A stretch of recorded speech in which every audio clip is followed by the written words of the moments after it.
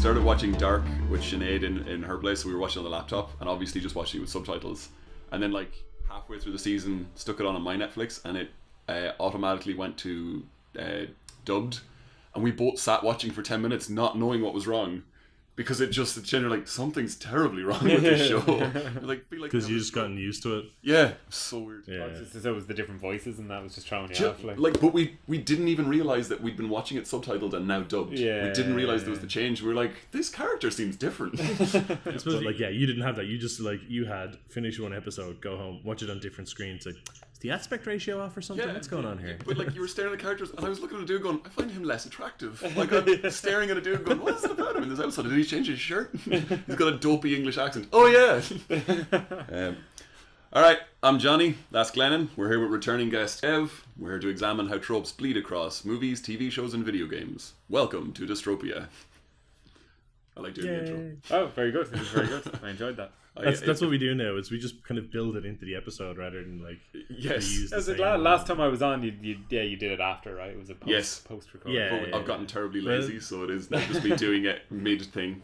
Well, it sounded good. I mean, you've really got it nailed down. The trick is to drink a pint of Guinness the night before. Just about 8 pints of Guinness, and then your voice gets that little bit deeper. yeah. That or gets sick. Yeah, that'll do it. There's also been a couple of episodes where Jonny has prepared his podcast voice in such a manner, and then he'll message me like 20 minutes before we're due to record, and he's like, "Can we leave it another hour? I'm ready." Yes. Like, yeah, sure, it's no problem. I'm so unhappy. There was genuinely one time where we had to skip it for a day, and I'd like spend a morning doing it, and you're like, "Oh, we can't do it today." I was like, "Cool." And I was like, "I'm sweating. I actually couldn't probably do it today. I am so sweaty."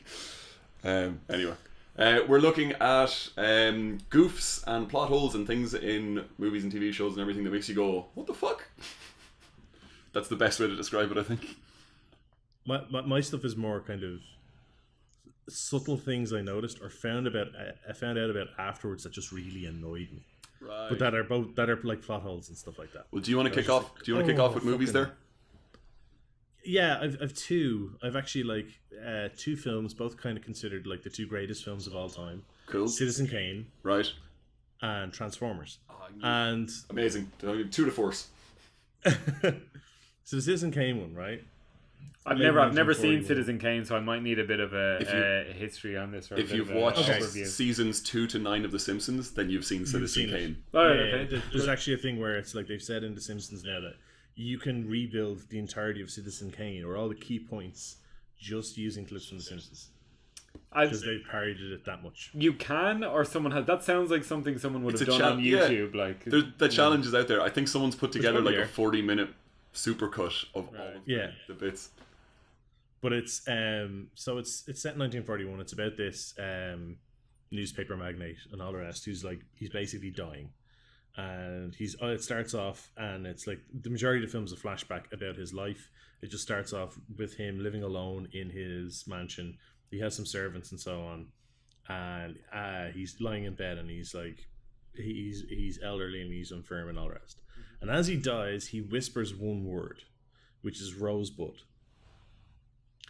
And there's a whole big thing in the film then of people trying to find out what rosebud means. What was the significance of it? Was it a place? Was it a person? Was it a nickname? What was it that that this was what came to his mind at the very end of the thing? The Simpsons parody is Bobo the bear. Yeah. Oh right, yeah. So it's Rosebud, right? And it starts off and there's a big dramatic thing. I think he has a snow globe in his hand, and his hand falls, and the snow globe rolls away. That whole bit from The Simpsons is taken from that. The problem is that when he dies, no one is in the room with him. Yes, that is correct. There is no one within 35 feet of the prick when he whispers this word that sets up the entire premise of the fucking film. Right? That seems like a pretty big oversight. Yes. Right? Yeah. That is. Yeah, it's an ever so slight plot hole that you could park a fucking bus in. Right? It's the equivalent of a Rockefeller who was also like a TV star and president and everything like that, dying and being the most famous person in the world, and everyone like going crazy trying to figure out what this cryptic message is. But you are completely correct. He dies alone in a room and no one is around. So who's the first person to mention it? I mean, So like he dies presumably on camera, right? Yes. So you see him dying. And so he you whispers, see that there's nobody there. Yeah. And he whispers Yeah. that. So who's the first person to bring it up after he dies? I think it's like a reporter who's like, oh, and apparently on his deathbed he said this. Right. And it's like, no one was there, son. I don't know. Like, he dies, and then like you see there's a clip, I think, of like his butler or his maid finding him. Yeah. But he's already dead at that point. So like, it's not like he went Rosebud and there was like a dictaphone nearby. They went, got it. Like, you know. I have heard the story that, and I don't know who it is, I'm not going to Google it, but that when Orson Welles was making this, parts of it were based on a real life newspaper magnate, and he was just kind of fucking with this guy a bit, and like there was just some dude that Orson Welles hated and was trying to show him as like a megalomaniac full of hubris and stuff like that. And there is an urban legend that this guy went, like, the dude actually tried to sue Orson Welles and everything like that, like in real life, but there's an urban legend that is what he called his mistress's clitoris, Rosebud, and that he did it, and he was like in the cinema going like, I really hope he sees this, because imagine if he's sitting there and he's just like going, I don't like this at all, and that, Rosebud, he just spits out his coffee. He's like, oh my god, you put that in your film? It turns out, spoiler alert, it turns out it's a sled.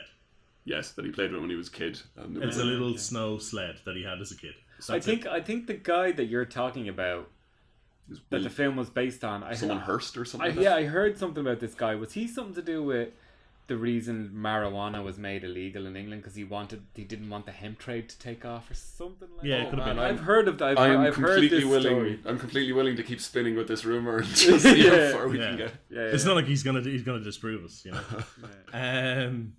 The Transformers one is another one that I think is great, but it's less obvious, right?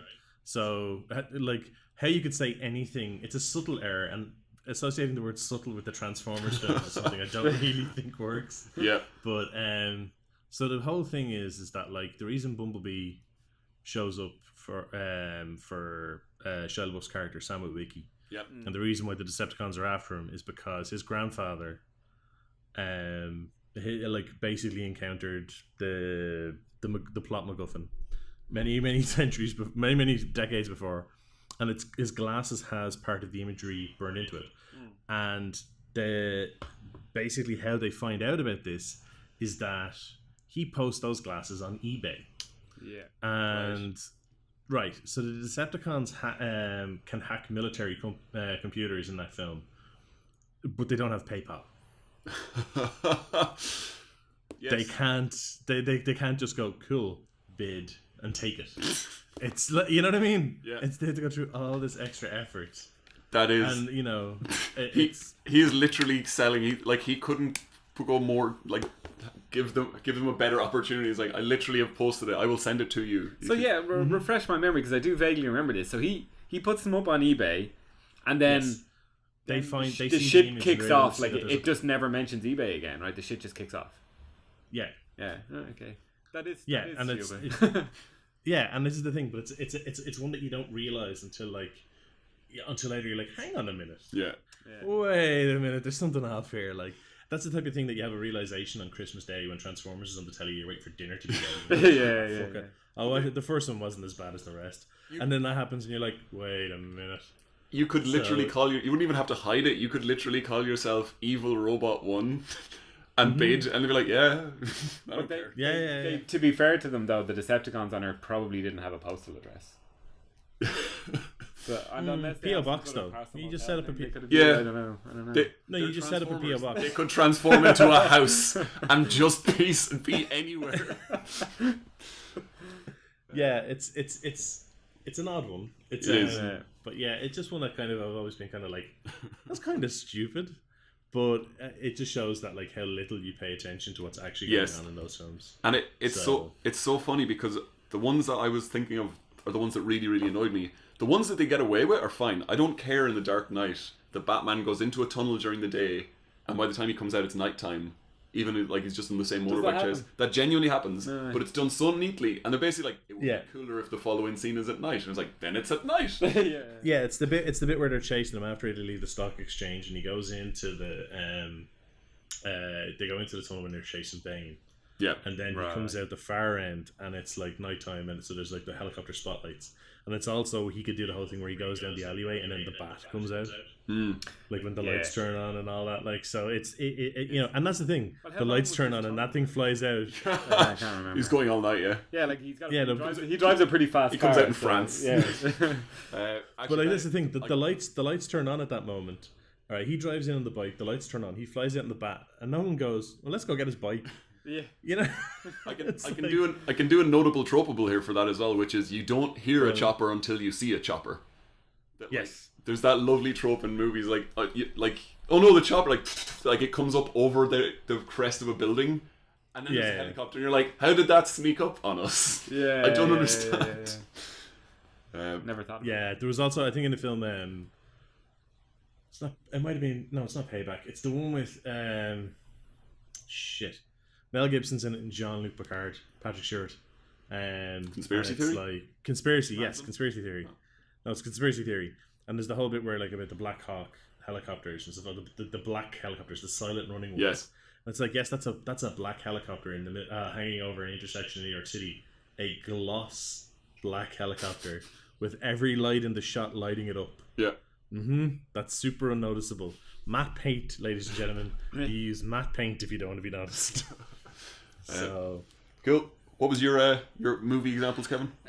So for movies, so I had a couple. I was thinking about a couple of things on this one, and the first one, just when you said goofs and like production goofs and errors and whatever, the first one that jumped out in my mind, because I think I remember from when there's the two of them I remember from when I was a kid. So the first one I'll start with is Braveheart, because I remember someone pointed out to me, and I just remember laughing my ass off because I was 12 or whatever.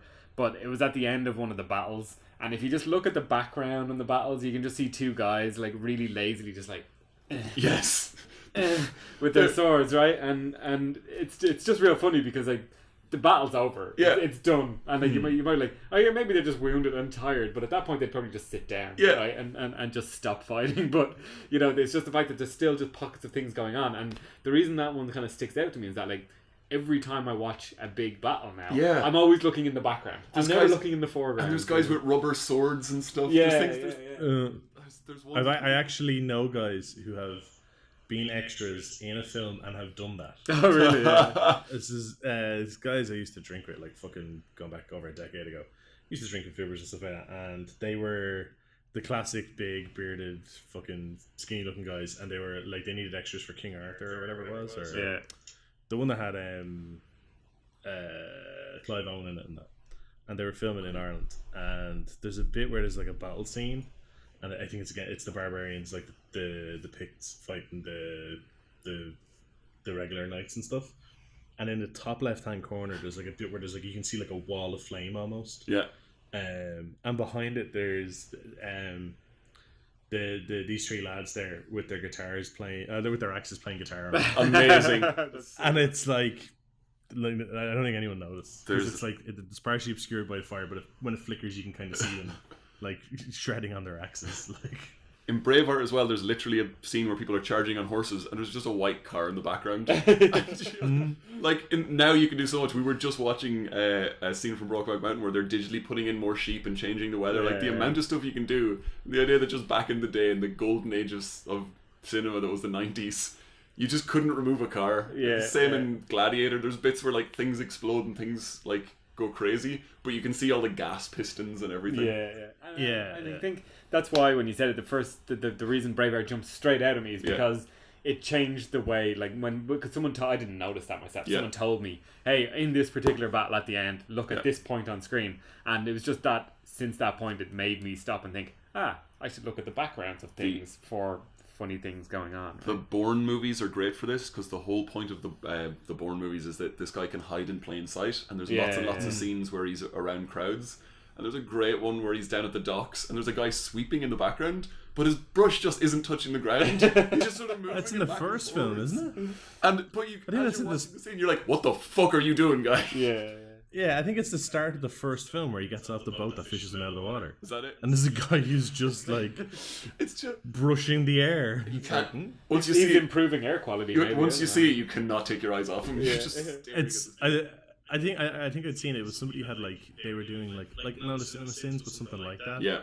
And they just taken all the clips and dubbed over it. Man's brushing and he's like, holy shit, that's Matt Damon. And it's like he's distracted. That's why he's not brushing correctly. There's so yeah. The greatest background thing of all time is in Teen Wolf, the original movie, not the new TV show which exists for some reason. Great movie though. Yeah, there's a scene at the end where they've won the championship and there's like all the basketball crowd and there's I think it's a woman but I'm not sure. There's just someone in the audience adjusting their fly for 5 seconds. Like they open it, they move some stuff around and they zip it back up again. But like once you see it, you're like, they're just fucking with their fly. 100% just in the background. And you're like, yeah, fair enough. You just having a bit of a grope, like yeah, it'd be fine. You get college kids, you get people fucking with their fly, man. That's and I mean, I think it's one of those things that in movies is a lot easier to spot because if you like a movie, you got a tendency to watch a movie again and again. Where I think you're less likely to watch a TV series over and over because if you got 5 seasons of something and there's like 12 episodes an hour a piece, right? It's a big investment. You might go back like once, like 5 years later, and be like, I feel like watching that all again. And if you're sitting on your couch, you're probably not paying the same attention, whatever. But the other one that I had that jumped out to me, which is another kind of a background thing, and again to do with editing, but also goes back to so before we were recording, myself and Jonny were talking about the days before Google where you could just have this sense of wonder and there was this whole sense of mystery in these conversations you'd have because you couldn't just get the answer, right? Like we were talking about, you can't just find out how tall this particular actor is because now you just Google their name and right there on the front page is how tall they are. But this one was great because it was a goof in the production and then I guess in the setup of the set. Yeah. But it turned into this urban legend, which I think is great. So the film is 3 Men and a Baby. Yeah. And I'm sure you probably both know where I'm going with this one. And in the background of one of the scenes in the window, there appears to be a ghost. Yeah. So the camera pans by and it's like there's this ghost of a little kid. And I remember when I was younger, there was all these stories that was like this kid who fell out of that building, even though like it's a fucking set, right? They're not. They're not 20. They could have fallen off the first floor, right? Yeah, and there was like stories like that this kid had fallen out and that he was haunting the building and shit, and really it was just a cardboard cutout, I think. Ted Danson. Yeah, it was a reflection of him. Yeah, but what was great was back then. When I say back then, I mean that film. Was that film 80s something? Was it 80s? Yeah, it was 88, 89. But if we were watching it, right, first off, you couldn't pause TV back then, right? So if you were watching it and it happened to be on TV, you couldn't pause. So when the scene happened, you're like, oh yeah, I saw it. Yeah, there it is. This is real. That's a thing. And then even if you had it on video, do you remember pausing on video? Like it wasn't instant. Like it would take a half a second to a second for the thing. And everyone would keep going for a second as if like you'd said stop, and they actually had to stop. And it was all super grainy and stuff. Yeah, and it just kind of reinforced this because you'd get this grainy, blurry between frame picture of this, and you're kind of like, that does look like a ghost. What's going on here? Like that's a credible thing, I had exactly the same thing where someone had told me there was a hanging munchkin in the background of The Wizard of Oz, that someone had committed suicide on set. I think I'd heard about that one, right? As well, yeah. And but I'd seen the movie and I was like, that's crazy. So I watched it with my mum, but I have a projector, so we put it up on the projector. I watched it on Blu-ray. We watched the thing, and I paused at the moment, and it was a bird. There was a fucking bird in the background. So it had a little, like it wasn't part of the set. It was a heron, so it had like this elongated neck, and it just had its head up looking around, but it looked like a long thing and then a body, and it kind of swayed a little. And I was like, it's a fucking bird. How has nobody paused this? How is this like propagated for so long? And I'm the first person to check. I'll be honest, that's the first time I've heard that. Remember, all I heard about that film was all the Munchkins riding. Oh yeah. So there's a oh no, that happened. That definitely happened. Yeah. When I got my tour of LA, that was like off Mike. Mike was like, "That's the hotel where all the Munchkin orgies happen." And he's like, "You're like, the orgy tour of LA really is in depth." Yeah. Actually, just quickly before I go to Johnny's ones, just one other one just popped into mind there. The end of Return of the King for Lord of the Rings. Yeah. They ride up to the gates of Mordor. The gates are opened. In the extended cut, the mouth comes out, talks to them, etc. Decapitate them. Then they're suddenly, and that happens at the gates. Then suddenly they are about 400 meters back from the gates. Okay? And I think that's partially why that scene was edited out. It was for continuity and stuff. Yeah. But they ride up, and then you see the bit where the army comes out, and the Mordor army comes out. and right before he does his for Frodo thing and charges in, you get an aerial shot of them, and there's not a horse in sight. Every horse has magically disappeared. They have essentially put their mounts in their backpacks. I went, no, we don't need these right now. That was something that always bothered me. You know, I was just kind of like, that's not right, because it's like the entire army rides up, and then this Mordor army comes out on foot, and then it gets cavalry charged, and it gets fucking ruined. Yeah. It's like Final Fantasy logic. Every group of people just looks like their leader. Just this one person will represent us. On Lord of the Rings, one of the ones that keeps coming up online at the moment is the bit where the orc shouts, "Looks like meat's back on the menu, boys." And you're like, how does an orc know what a menu is? It's like, is there a restaurant in Orktown? Why would they? Well, they used to be elves. So yes, they did. I assume it's some sort of genetic snobbery. Yes, they are bastardizations of elves, destroyed by evil.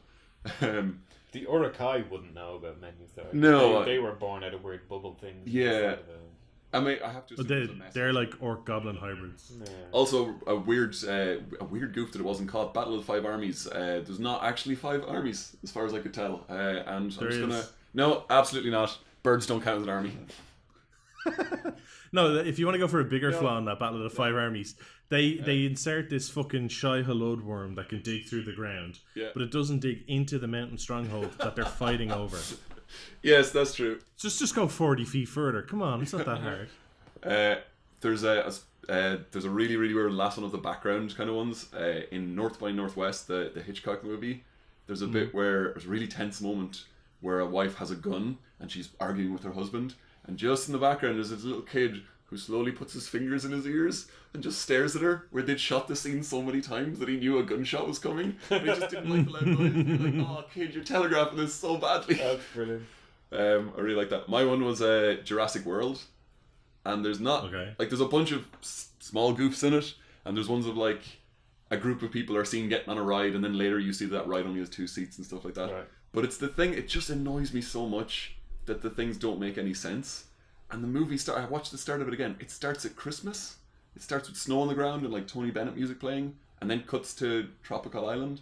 I was like, why did you put that in? Did you want to make this a Christmas movie so badly that you had a 5-minute scene of Christmas just to make a Christmas movie? Well, was this when the kids were packing up? The kids were packing up. They're getting in the car. Snow on the ground. Guy says goodbye to his girlfriend, and then that's dropped. He's then hitting on girls as soon as he gets to the park. Wasn't the film released in like a July as well? So like the whole Christmas thing is kind of pointless. It's such a tacked on thing. It's so annoying. Was there decorations and stuff? I don't really remember. At the very start, or was it just the general theme was very Christmas? The first 5 minutes, I'm like, oh, it's a Christmas movie, and then it stops. And it's not even like Die Hard where they have Christmas in the background. They just do it, and I'm like, oh, for fuck's sake. So do you know what? They probably deleted a scene because remember in the original one where it's like, you have the T-Rex after killing the Velociraptors and the banner flutters down. Yeah. They probably wanted to do that, but have it with like Christmas lights. That would be T-Rex or something. Because then that's an extra toy they can sell. Just anything. The idea that a theme park wouldn't have Christmas decorations or wouldn't have something to celebrate, it seems insane to me. Also, I would love a Christmas classic park. That'd be fucking. That would be amazing. I think it's to do with the depending on the region, as we've mentioned before, like Christmas over here is just a Tuesday. Yes. So but the other thing is everything to do with the Indominus Rex. Everything they describe, every piece of science around it, everything it does and acts is like it tried to break the glass, and I'm like, the glass is broken. Why didn't it try again? Like, absolutely could have gotten out. It like scratches up the wall. I'm like, those scratches go right to the top. It was over. What are you doing? And then there's a bit where the guys are all hunting it, and one of them just shouts, "It's camouflaged!" And the next scene I can see it, and I'm like, no, it's not. It's right there. And they all scatter, and I was like, what was your plan? What are you doing, guys? But it's playing mind games, right? Because it's a smart dinosaur. It is a smart dinosaur. It digs out its own tracking chip. And at the moment it goes, they remembered where he put it in. And it's like, and it also knew what it was. And I'm just like, I'm so angry at this stupid fucking movie. You haven't seen the second one, have you? No, worse. I'm not going to see A Fallen Kingdom or whatever it's called. It sounds so bad. It's ridiculous, but I enjoyed it. Yeah, no, but that's it. I watch a Christopher Nolan movie, and at the end of it, I'm like, I think he tricked me in various places, but I'm fine with it. I watched that Jurassic Park movie, and I came out going, I feel so stupid. I feel like they were fucking with me and laughing in my face. The character stands up and goes, "The old part was better." I was like, "That's me, is it?" Yeah. That's me in the movie now, and you're telling me I'm an idiot. Yeah, no, I get that. I mean, it was just one of those ones that you just have to really not think. Yes. Right, and just enjoy the dinosaurs and loud explosions, you know.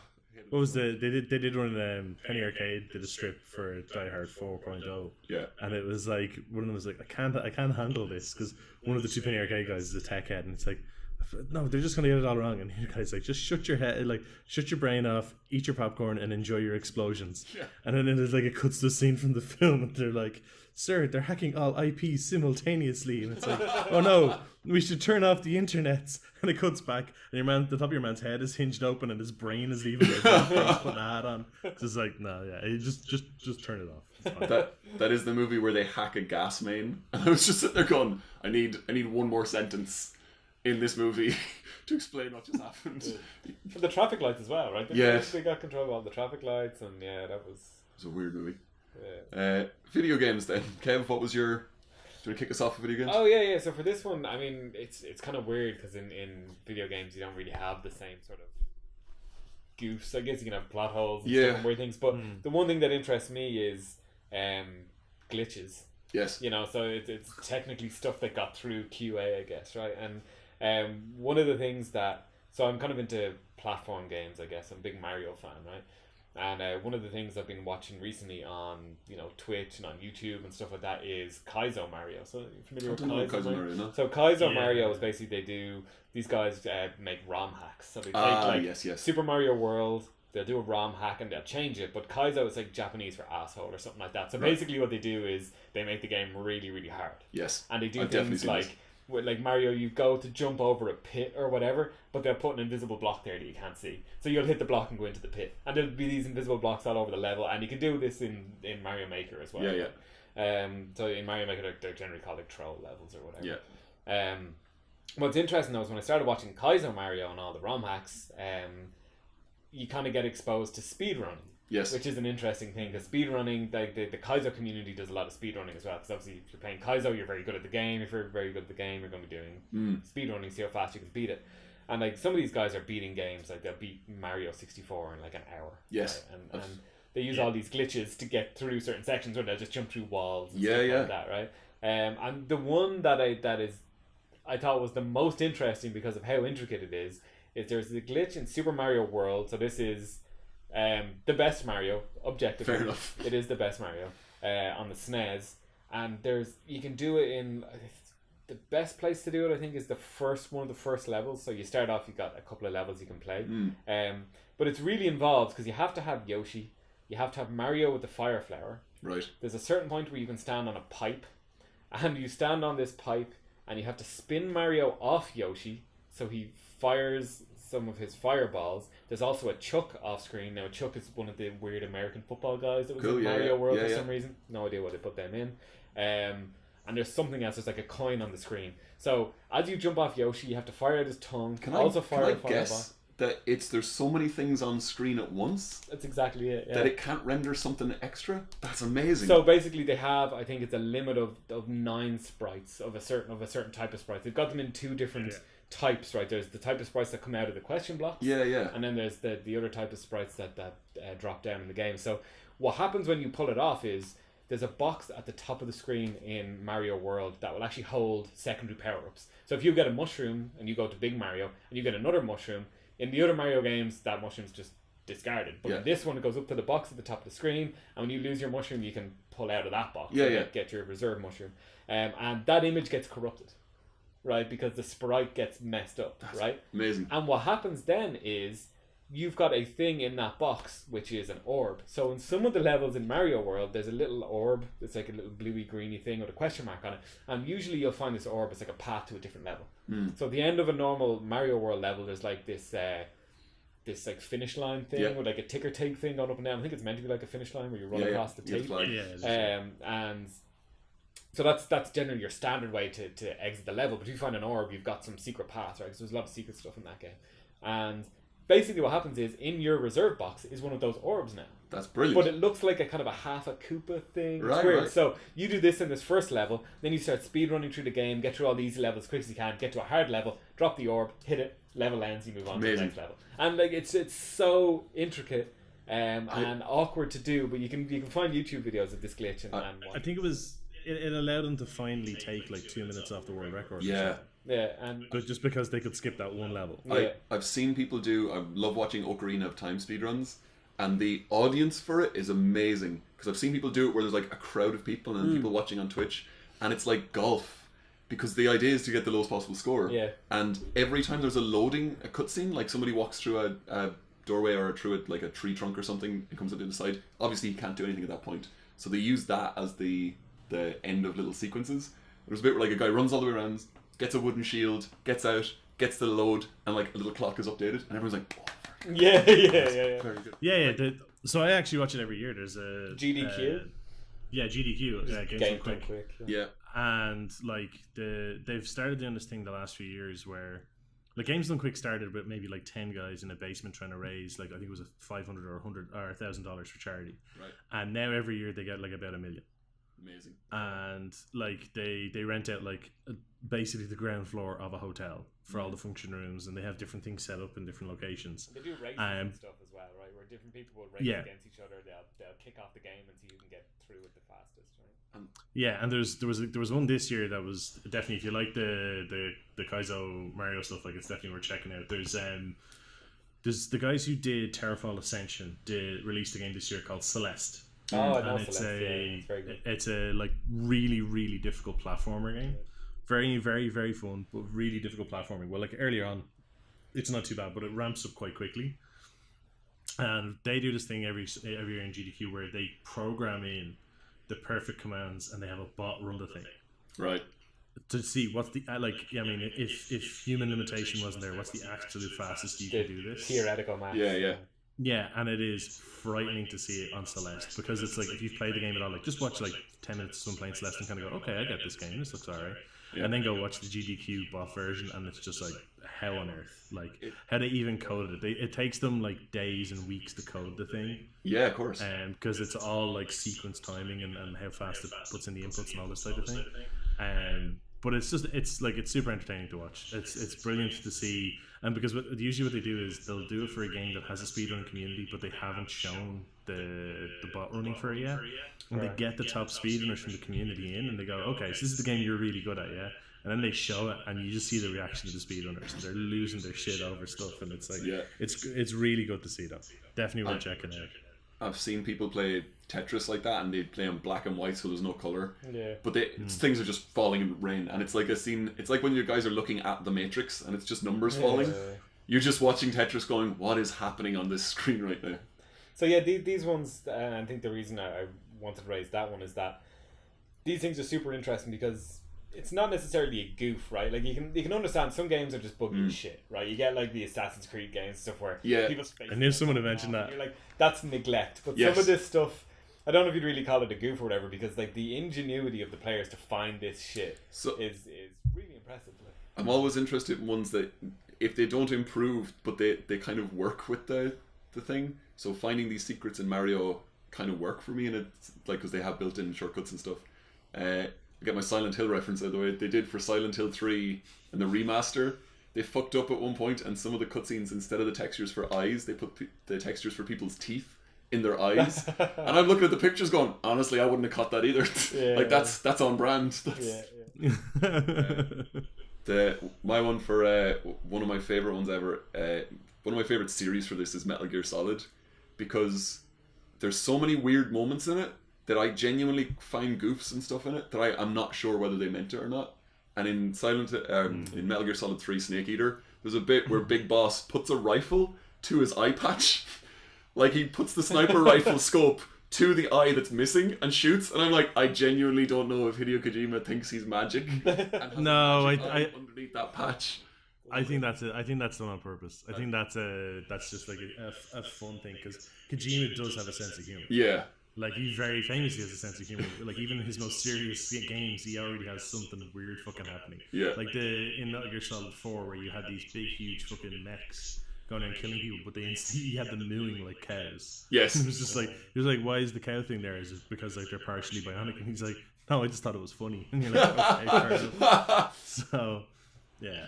I think that was probably on purpose. the bit where like the is it in Forward Quiet, and she's like she needs to be naked all the time because she breathes through her skin. You're like, I don't know whether you're a genius or a madman. Yeah, that was number 5, and that was just like, cool. Kojima doing it for the cosplayers. Yeah, one of the the sniper rifle was amazing. It's a world that has magic and vampires and everything in it. I genuinely don't think Hideo Kojima's ever seen an idea he didn't like. Yeah. And he was like, oh, we could totally put a vampire in this. You're like, really? Okay. If you think about it, he's the Tommy Wiseau of game making. Yes. He's just managed to land it correctly. Because in the original script for The Room, Tommy's character was to be a vampire, supposed to be a vampire. flying limousine. So I mean, like, he just picked the wrong medium. Tommy Wiseau did. Yeah. My actual choice for this is the whole GTA series, and it's, in terms of goofs and stuff like that, it is like Christopher Nolan stuff in that anything that's wrong, I don't care. Yeah. And there's no kids in the GTA universe. Like, there's just no children at any point. And you're like, of course not, you can't be running over kids. There's teenagers. But there's teenagers in 5. Yeah. But like at no point on the streets do you see kids or anything. Like, there's never a woman pushing a buggy. No, but there is a buggy. That would be horrific. Yes, but there is a buggy on a stroller on in GTA 3 on the beach, and I remember seeing it and going, "What the fuck is this?" Because it's the Tarantino universe. There are just no kids around. But my favorite kind of goof that doesn't make any sense, but it doesn't matter, is that obviously all the places have parody names. So Hollywood is called Vinewood, Los Angeles is Los Santos, New York is Liberty City. But that means that all of the songs on the radio are now referring to a world that doesn't exist. So Hollywood Boogie doesn't make any sense in the GTA world. You're like, where the fuck is Hollywood? If anyone's singing about LA, you're like, where is that? So it like the amount of just logical leaps you have to make. Like the cops and the pedestrians are such psychopaths. Everything they do, everyone's trying to ram you off the road. Everything is completely insane. It's surprising amount of people are up for a fight. Yes. You know, because most people on the street, if you went and punched them, like they wouldn't be up for the fight. Like. When they're like, and they're still making witty remarks at you while they're doing it. Oh, man. But like, just the amount of logical leaps you have to make, that they've made this perfect living city. Yeah. And then you're like, and it's just a crazy playground where everyone's insane. Like, it's just. Although I was in LA a couple of weeks ago, and I was in San Francisco, and it is a crazy place where everyone is kind of a little bit insane. But the interesting thing is, because I was just thinking about GTA, because we were in Santa Monica. Yeah. And they got it so right. It was like I was on the pier, on the Ferris wheel, and on the it was like, I've been on this before. Yeah. This they got it so fucking spot on. In GTA, very well done. You know the way sometimes you get a little bit of a cold, you're not sure if you're sick yet? Yeah. I kind of have to believe in GTA everyone's got a little bit of rage virus. Like it hasn't really kicked in, but they're just like, it's low level, it's in there. They're drinking lemon tea. And the rage virus is fatal to kids even at that little dose, so there's no kids. Yes. Yeah. It's pretty dark. There you go. What was your option there, Glenn? A 2, and they both share. Again, I've gone for 2 games that are like near identical in their execution, and similar to the way Citizen Kane Transformers. This one's Assassin's Creed and Sonic the Hedgehog. You mentioned Assassin's Creed, and that's one thing I do want to say about that is that, like, I'm actually playing through Black Flag at the moment. Yeah. Just in my free time, because it's such a good game. And it took me so long to get to it the first time because of my fear of the ocean. Yeah, I was going to say. And I'm like... Did you have to hire someone to come and sit next to you so you can hand the controller to them for all the scary shark parts? No, I just didn't do them the first time around. You can ask Vin or Andy, I just didn't do them. I was like, nope, no.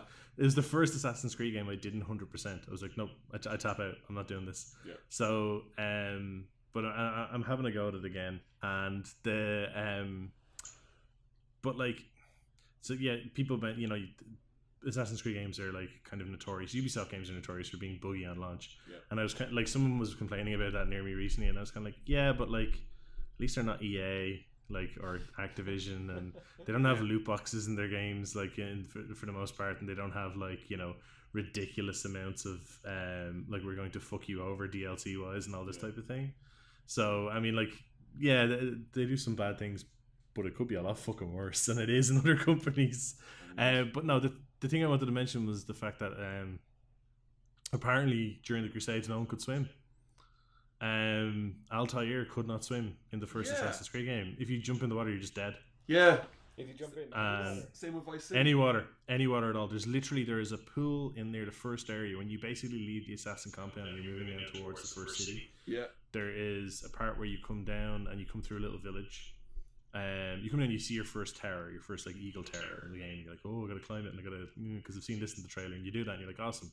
But if you go to the left of that and follow the road, then it brings you into the small little town which is outside the city you're going to. Yeah. And that small little town has a rock pool beside a waterfall, and it's a little, very small waterfall, kind of, it's like a light shower, and then the pool is maybe 2 or 3 feet deep, and if you jump in there, you die. That means that Altair learned to dive into hay. He never learned to dive into water. Yeah. The first time he dived, it was like, aim for the hay, and he's like, absolutely. Yeah. I got this. Yeah, well, what could possibly go wrong? Oh, man. Yeah, and in Sonic the Hedgehog, Sonic can't swim. Yeah. But hedgehogs are actually quite good swimmers. Wait, so and how that they're happened... not underwater levels. I remember having to suck on air bubbles. Yeah, no, but you had to... That's the thing, you had to move from air bubble to air bubble. But if there was other levels... If there was other levels where you could hit the water and it was like, it would basically kill you, like. Oh, yeah. And the thing is that turns out that was just a mistake because nobody in the meeting knew if hedgehogs could swim or not, and they didn't have Google, so they just went, "Do hedgehogs swim?" And someone went, "No," and they went, "All right, fuck it." And then, but that was it. It was not a case of someone going, "We should probably check." It was they were in the meeting and they went, "What about swimming? Can hedgehogs swim?" And everyone just kind of looked at each other and went, "No." And they went, "All right." And I love that. It was like, it's still one of the most like revered and successful games of all time, and it was just like no one gave a shit. No one cared. No one researched it. Like, how hard is it to like? Okay, they didn't have Google, but like I'm sure somebody like a library nearby had a. Right? I mean, the library would have copied the encyclopedia in it. You know what I mean? Did you say there that hedgehogs are good swimmers? Yeah, they're actually meant to be good swimmers. Really? I'm very happy with that. I'm happy and surprised. Yeah. I think I've seen... the whole thing is like they can basically like they ball up and they'll float on their back. I've seen it, like otters, yeah. That sounds really cute. Like, it is. I'm gonna have to YouTube this once we're done here.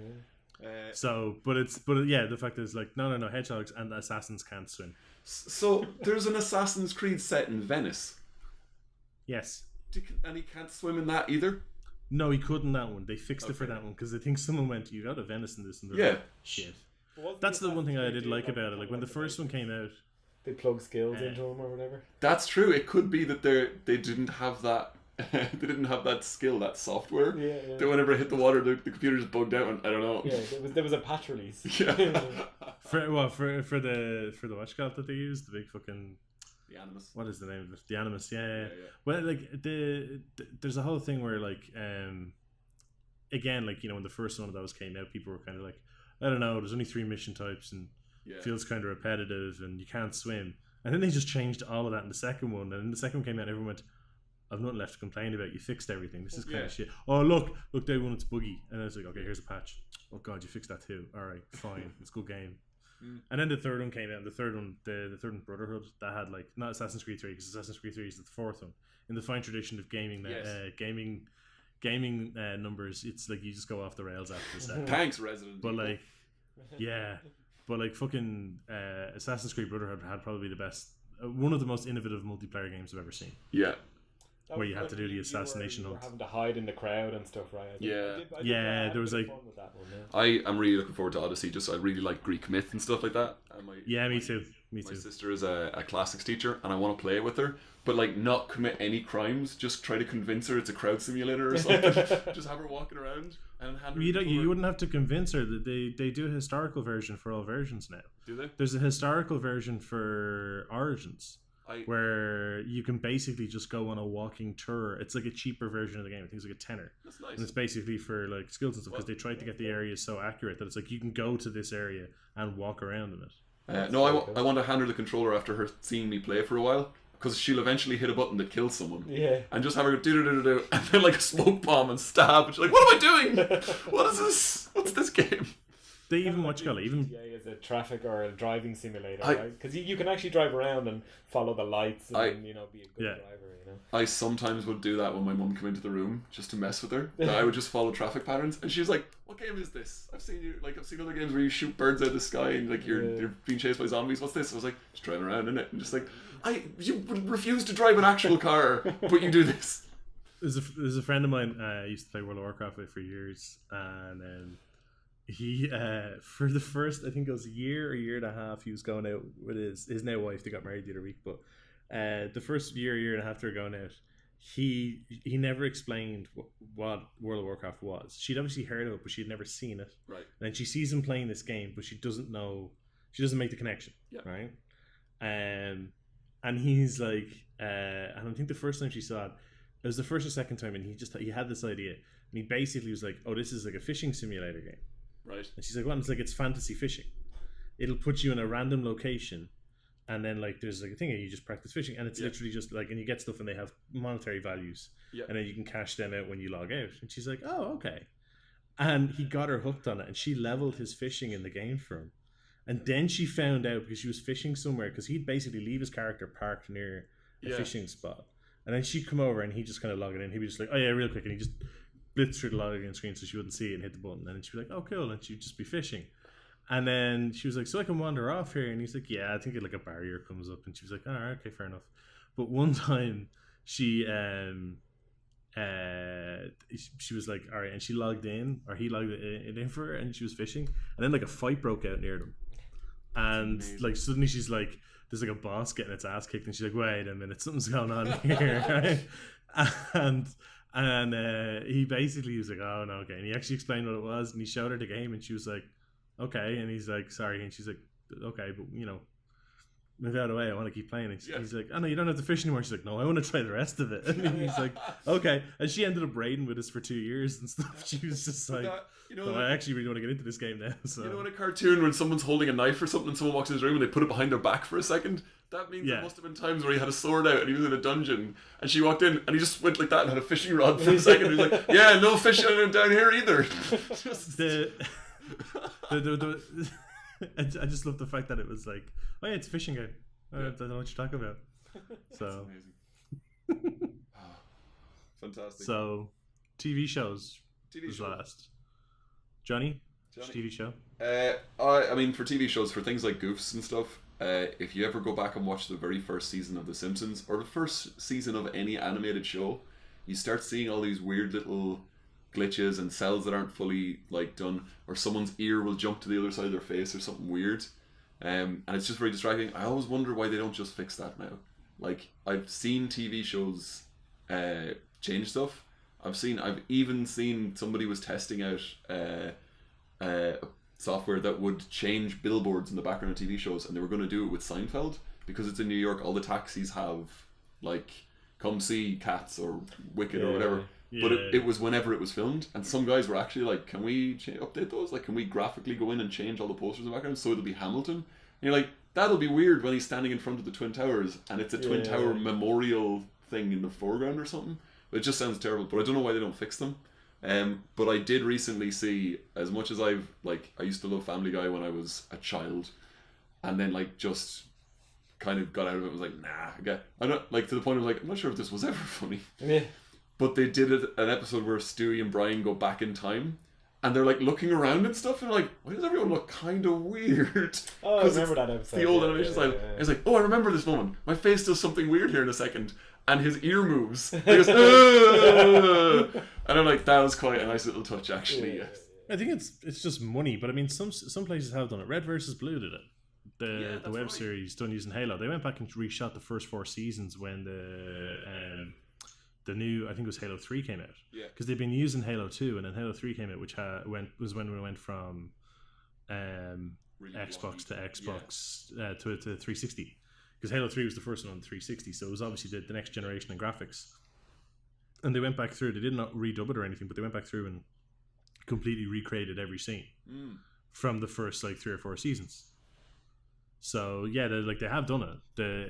But it might be just easier to do in something like Halo. I know it sounds weird, but like, because they're basically using the engine, it's literally I think this is just looking at TV shows, the first season of anything is always weird because they're still establishing things, and they can do stuff in the first season that then completely gets retconned later.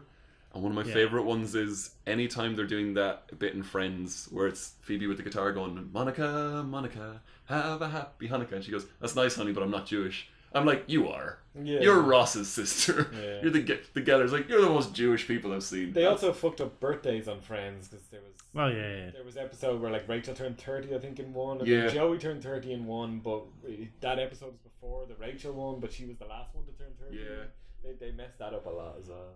There's even like in Friends, I think it's like she has to. Oh, in the very first episode where they're on they're all in Central Park, and then Rachel comes in the dress. Yeah.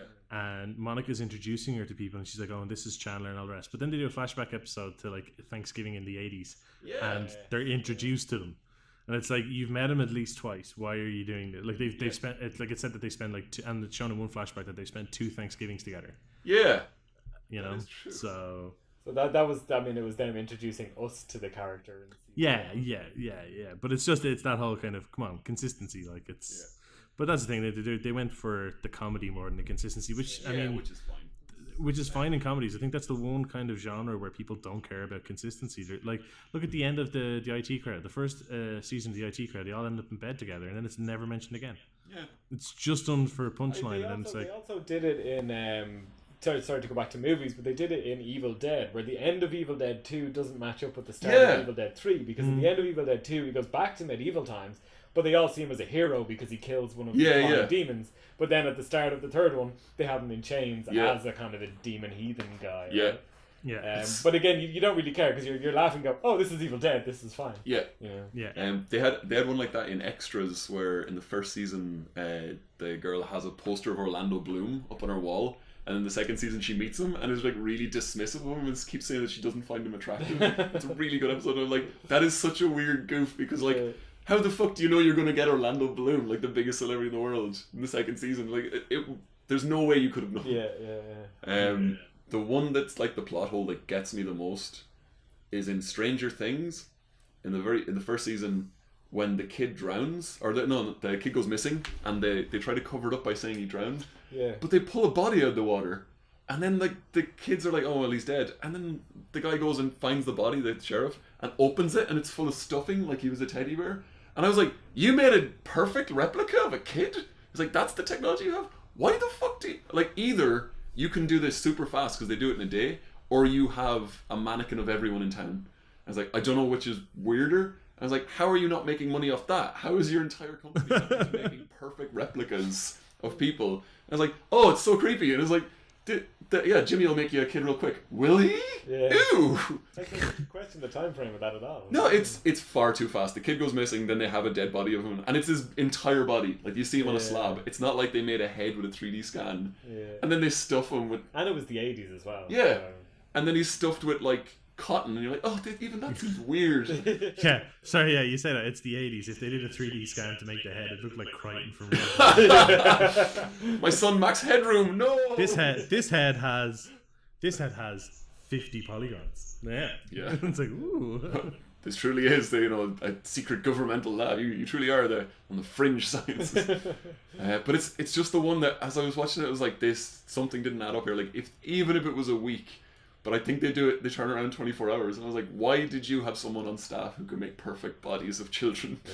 It's but it also means that they knew this was coming. They're like, we're going to lose some kids. We're going to lose some people here. We're going to need to have somebody on staff who can just make perfect replicas. Yeah. So that was the one that just gave me pause the most afterwards. What was your one, Kev? So you already mentioned actually season 1 of The Simpsons and season 1 of Futurama as well. Like, I think the reason these ones are interesting to me is because in animation they have to draw every frame. Yes. In the traditional animation. One would hope, yes. So it's like, how did they get it wrong? Yes. Because you're manually doing every frame. So there's in one episode of The Simpsons in season 1, like Marge is talking on the phone, and it's got a cord because phones had cords back then. And she's talking away, and then the scene changes and it comes back to her, and the cord is gone. So she's essentially just on a cordless now. Yeah. I was like, they just didn't draw the cord in those frames. So, like, obviously these are made with cells as well, so there's lots of layers of stuff going on. But there's a scene where Apu falls asleep, he's studying, and he puts his head down on the thing and falls asleep, and it's like done as a joke. And then he sits up and the book is closed. But it's exactly the same shot. Yeah. And I'm like, why the fuck did they redraw the book? Yeah. You already had a picture of a book. And there's another scene where like Homer was Santa, again in season 1, and Bart and Milhouse and Lewis are up on the balcony in the shopping centre looking down on Homer as Santa, and Homer's like eating some kid's donut or something, but they're all talking, and Lewis is a black kid. Yeah. Right, so Milhouse and Bart are yellow, and Lewis is black, and they're talking, and then it goes to Homer, and it comes back, and then Lewis is yellow all of a sudden. Yeah. Like, he's just a different colour. You know? See, what I think it is with stuff like that is that when they're doing I think like what you see it in a lot of animated stuff, as you said, like the first season's weird because I think with the first season they don't have like they do the pilot and then it's like cool, you get approved, and they have a smaller window from when it goes from pilot to approval than when it goes from season 1 being in progress and being renewed for a second season. So what I have a feeling it is that there's more artists working on an episode by episode basis. They're almost running to catch up. Yeah. So it's like normally what'll happen is you'll have a guy you probably have one guy who does all of like anything in Moe's bar. He always draws that. Whereas like in season 1, he's there and like there's someone doing like, you know, he's being asked to do the Moe's bar background, but he also has to do the power plant background and the what you call it background. So rather than having a season's worth of things and him being told, here's all your stuff flagged for the season, draw it, and he draws it, then what it actually is that it's like it's like here's what you're doing in this episode that is going to show next week, and you have to also do all this other stuff. So there could be 2 people who are doing that bit with the phone. So it's like one person's drawing it and drawing the bit before the cutaway, and the other person's drawing the other cut, the cut after it cuts back. And it's I that's what it strikes me as, because then it's like the reason why it solidifies, like the crew might not necessarily change when it goes from season 1 to season 2, but when they get renewed, people like they usually find out on the midterm that they're getting renewed on the mid-season break. So it's like you find out in January you're getting renewed, but you find out in like July that you're getting picked up for a series in September. So they have more of a lead time then. So it's like your quality control can spend more time, and you can have like, you guys only draw this character, you guys only draw this location, and so on.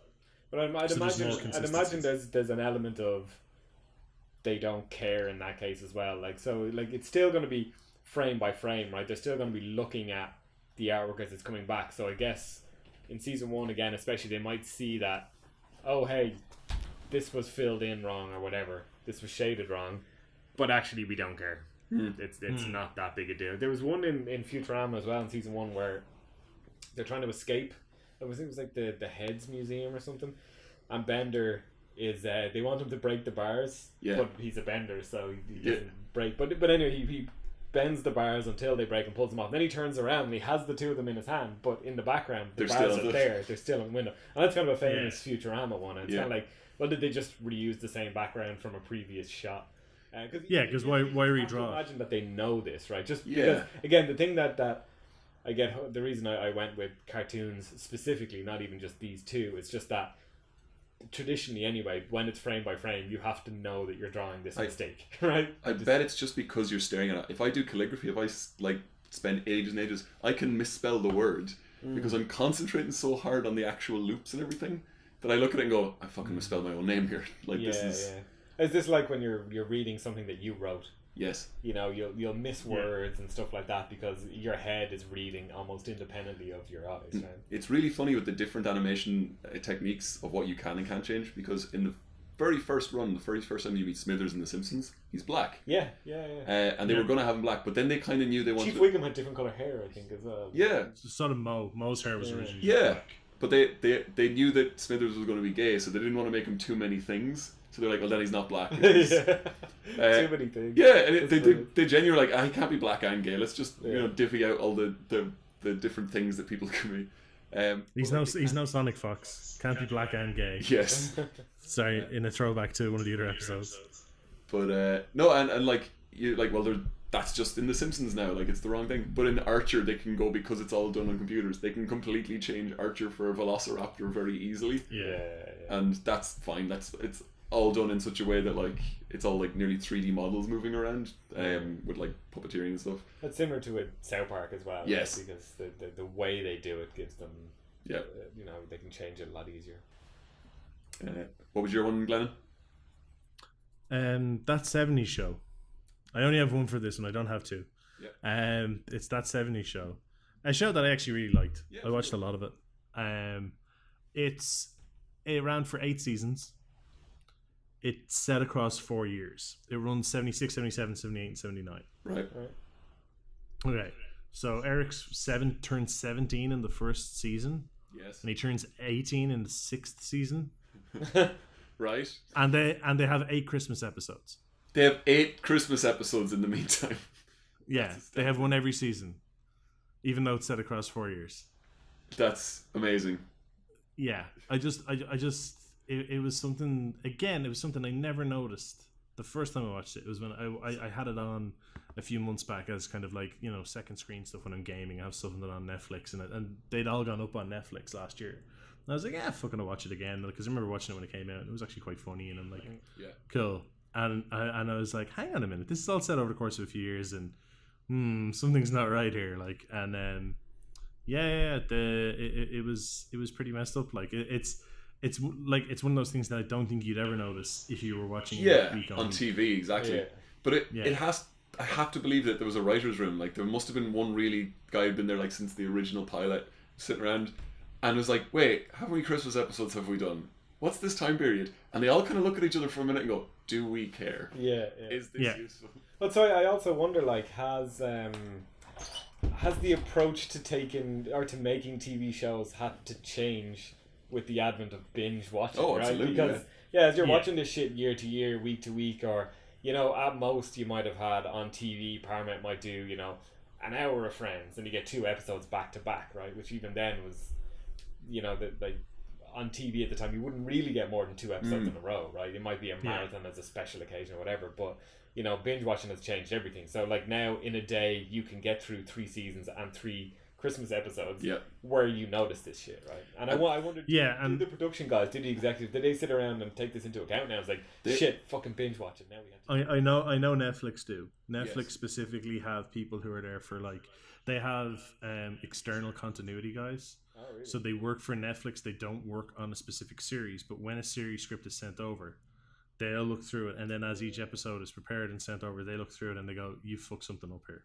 So like, because they have to be like, they're like, people will sit and watch this all in one go.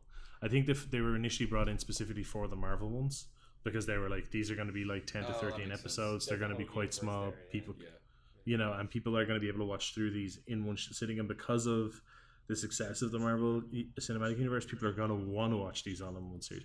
Like, you think of it, like how hyped for Daredevil season 1 people were. Yeah. And I don't know anybody who didn't watch that over the first weekend. Yeah. Like, everybody watched that in the opening weekend and was like, "Oh yeah, it wasn't this great," and blah blah. They're talking about it, but it was like, if there had been any major consistent, I'm sure there's lots of minor ones, because that just naturally happens. It's like you're working on a movie set, there's humans moving around, there's reshoots and all the rest, and you will get these slight discrepancies, but there has to be some sort of like cohesive synergy to it and cohesive timeline, or else it all just goes to shit. Like, and even not for Netflix now, because I know I do this anyway, where I'll not watch a TV show week to week. I'll wait until it finishes and then download all the episodes and watch them all in one, because it's easier to process. It doesn't even start with the binge watching on Netflix. It started with box sets, and the amount of people I know who watched 24 as they bought the season and watched like episodes and episodes in a row. They watched like 10 episodes. You're sitting there going, and it's concurrent. How many people does he kill? He's like, he kills 200 people in 4 hours. Yeah. And you're like, he's the world's most prolific murderer. Like, what is this show? And you're like, if you watch it every week, it feels like a week has passed. Yeah. But if you sit and watch it, you're like, Jesus Christ, when does he eat? Yeah, when does he take a piss? And that's the thing, it's like, it's a type of, like I said, it box sets kind of was the initial of it.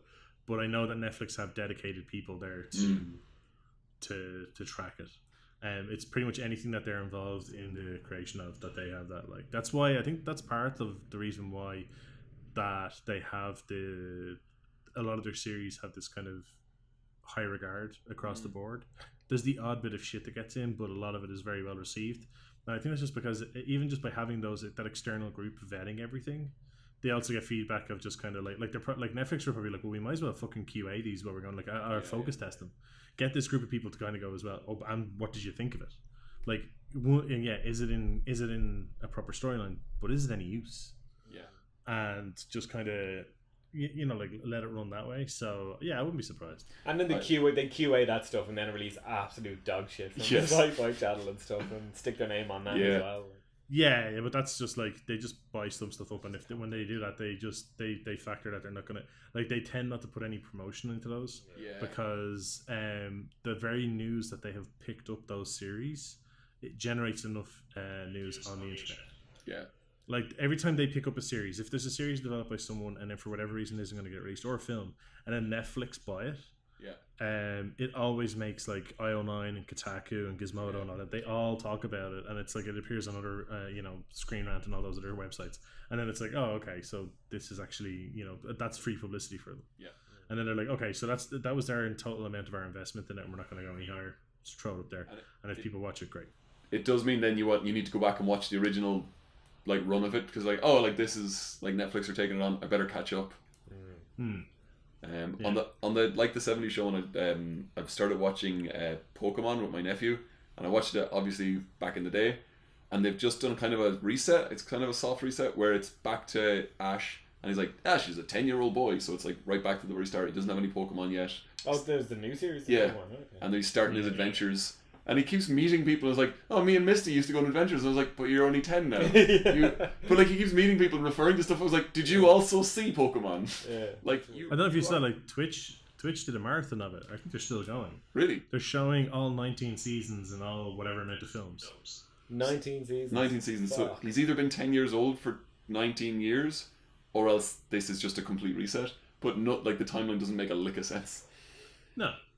But it's like I think it's 19 seasons, 16 movies. Jeez. And Twitch is showing them all 16. In order. Fuck. Crazy. Yeah. And it's all the same shit. Yes. Absolutely. Look, Kev, no one said being the very best was going to be a quick trip. I love that meme where it's like him riding the Ponyta, and someone's like, why is he not catching fire? It's like, because Ponyta trusts him. Did you not even see the episode?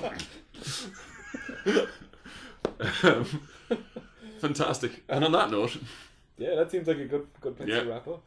I'm happy with that. Yeah. Like and subscribe, tell your friends. A little bit of homework is to, when this goes out, some good friends of mine are doing a Kickstarter for Dark Side Detective Season 2, so check that out in Kickstarter and pledge, and they're very funny people. It's a great game, so check that out. And check out would definitely recommend. Check out Braxfin on Twitch. Yay. Especially if you like big hairy men playing video games, which we know you do. I might actually check that out. I am considering when the new Assassin's Creed comes out to do a playthrough of that. Shirtless? I heard shirtless. Yeah. My character. Do it in a gladiator outfit. All right. Cheers, everyone. Take it easy, guys. All right.